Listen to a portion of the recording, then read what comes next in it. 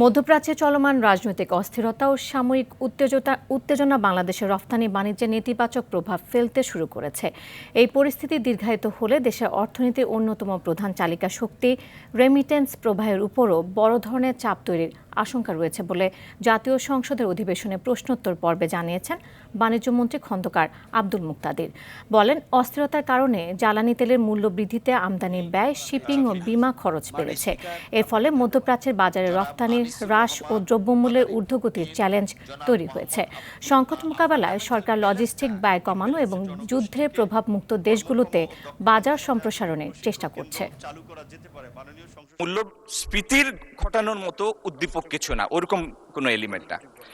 আর একটা জিনিস তো ঠিক, আপনি অর্থনীতিকে এমন একটা জায়গায় নিয়ে যেতে পারবেন না যেই জায়গায় ফান্ডামেন্টাল ব্যালেন্সটা ইমব্যালেন্সে পৌঁছে যায়। সেজন্য পৃথিবীর সব দেশ যে নীতিটা নিয়েছে, আমরা সেই নীতি মডেস্টলি সেই নীতি নিয়েছি এবং মূল্যবৃদ্ধি করেছি, খুবই একটা মডারেট মূল্যবৃদ্ধি করেছি।